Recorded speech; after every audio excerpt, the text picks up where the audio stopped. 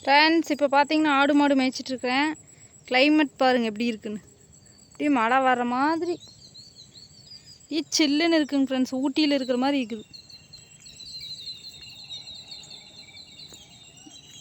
மொத்தம் 3 ஆடு வச்சுருக்குறோம். குட்டிகளாக விற்றாச்சு.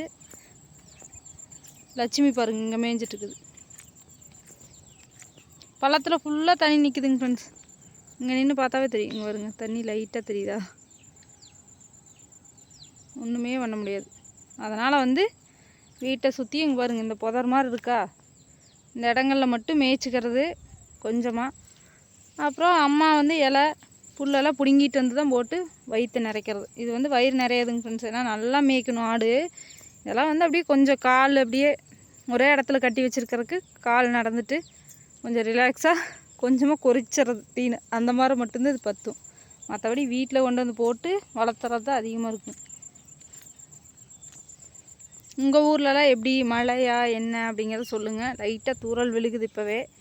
இந்த 1-2 வாரமாக இப்படித்தாங்க ஃப்ரெண்ட்ஸ் இருக்குது கிளைமேட். அதனால் இப்போ டைம் பார்த்திங்கன்னா 2 மணி தான் ஆகுது. 1:45க்கே கொண்டு வந்து இங்கே கட்டிட்டேன். 3-4 மணிக்கு தான் எப்போவுமே ஆடு மாடு மேய்க்கிற கொண்டு வருவோம். சரி, மழை காலங்கிறதுனால வீட்லேயே இருக்கிறதுனால இப்போ இருந்தே கட்டி வச்சிட்டோம்னா திடீர்னு மழை வந்தால் கூட கொண்டு போய் கட்டுத்தரையில் கட்டிடலாம், இருக்கிற தீனை போட்டுக்கலான்னு சொல்லிட்டு கொண்டு வந்து கட்டிட்டேன். ஏதோ அது கொறிச்சிட்ருக்குது கொஞ்சம் கொஞ்சமாக.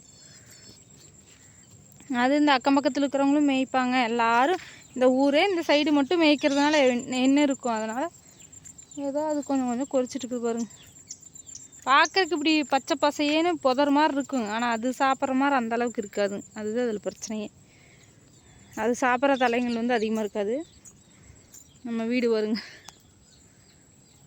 அங்கேருந்து இங்கே மேய்ச்சிட்ருக்கிறேன். இப்படி தான் போயிட்டுருக்குது லைஃப். உங்களுக்கு எப்படி போகுதுன்னு சொல்லுங்கள். ஆடு மாடு மேய்க்கிறது, ஆடு மாடு பிடிச்சி கட்டுறது, துணிமணி துவைக்கிறது, சாப்பாடு செய்கிறது. இப்போ தான் மதியம் சாப்பாடு செஞ்சு சாப்பிட்டு வந்தேன். சட்னி வச்சு சாப்பிட்டு இப்போ இந்த வேலை. இன்னும் கொஞ்சம் நேரத்தில் குழந்தைங்க வந்துட்டாங்கன்னா அவங்கள பார்த்துக்கணும். இன்னும் ட்ரெஸ்ஸு நிறைய இருக்குது, ஆனால் துவைக்கலைங்க ஃப்ரெண்ட்ஸ். ஏன்னா மழையே சுத்தமாக இல்லை பாருங்கள். இங்கே காய போடுறதுன்னு சொல்லிட்டு துவைக்கல. பார்ப்போம், நாளைக்கு நேரமாக காய போடணும்.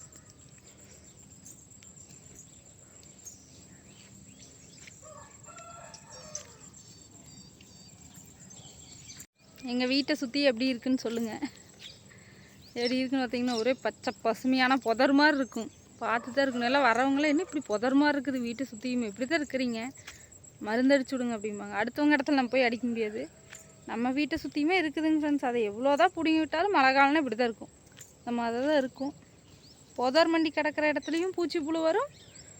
இந்த மாதிரி சுத்தமாக இருக்கிற மொட்டாந்தரையிலையும் வரும். என்ன அது கண்டுபிடிக்க முடியாது. இந்த மாதிரி காலி தரையில் வந்துச்சுன்னா கண்டுபிடிச்சிடலாம். அது ஒன்று தான் டிஃப்ரெண்ட். மற்றபடி எல்லா பக்கமே வருது. வாயில்லாத ஜீவன்கள். கடவுள் தான் தோணை. இங்கே வரும் எப்படி இருக்குன்னு.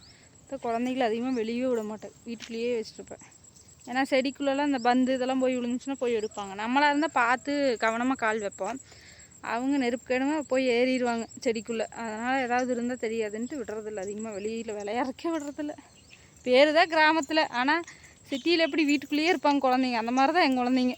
சொல்லப்போனால் அதே மாதிரி தான். ஓகேங்க ஃப்ரெண்ட்ஸ், இது ஒரு சின்ன வீடியோ, அவ்வளோதான். இப்படி தான் போயிட்டுருக்குது. 2 நாளாக வீடியோ போடல. ஊருக்கு அங்கேயும் போயிட்டு இன்னைக்கு காலையில் தான் வந்தோம். ஸ்கூலில் கொண்டு போய் குழந்தைங்கள விட்டுட்டு காலையில் வந்தோம். நிறைய பேர் குழந்தைங்கள ஸ்கூலே அனுப்ப மாட்டீங்களா, எப்போ பாரு வீட்லேயே வச்சுருக்கிறீங்க அப்படிங்கிறீங்க. அப்படியெல்லாம் கிடையாதுங்க. ஏதாவது தவிர்க்க முடியாத சூழ்நிலையில் மட்டும்தான் லீவு, மற்றபடியெல்லாம் லீவு கிடையாது. அவ்வளோதான். மற்றபடி அதிகமாக லீவெலாம் நம்ம போனோம். இன்றைக்கி நினச்சிருந்தா இன்றைக்கோட லீவு வந்திருக்கேன். ஏன்னா ஊர்லேருந்து தான் வந்தோம். ஆனால் இருந்தாலும் இன்றைக்கி கொண்டு போய் ஸ்கூல் விட்டு ஆகணும்னு சொல்லிட்டு ஸ்கூலில் விட்டுட்டு அப்புறம் தான் வந்தோம். தவறாக நினைக்க வேண்டாம். நல்லதுக்கு தான் சொல்கிறீங்க லீவ் போடக்கூடாது அடிக்கடி. அப்படி போட மாட்டேன்னு நான் சொல்கிறேன். அந்தளவுக்கு நான் லீவ் போடுறக்கு விட மாட்டேன். ரொம்ப முடியலனாத்து லீவ் போடுறக்கு விடுவேன். ஏதாவது எங்கேயாவது வெளியில் போய் ஆகணும் அப்படிங்கிற மாதிரி இருந்தால் மட்டும். ஓகேங்க ஃப்ரெண்ட்ஸ், அடுத்த விளாகில் பார்க்கலாம். பாய். மழை வருதுங்க, அப்படியே லைட்டாக தூறல் விழுகுது மேலே. இவர் பாருங்க, வீட்டில் இருந்தே இருக்க மாட்டாருங்க. நம்ம ஆடு மாடு கட்டுறதுக்கு வந்துட்டு நாம அங்கே, அதனால் இங்கே வந்துட்டார். இப்போ வண்டி நிறைய வருது, வீட்டில் போய் படுக்க முடியலையா? அங்கே திரும்பி பார்க்காம ஓடுறது பார்த்தீங்களா? ஏய் வீடு கேட்டுக்குள்ள போய் படுத்துக்கும் பாருங்க. ஓ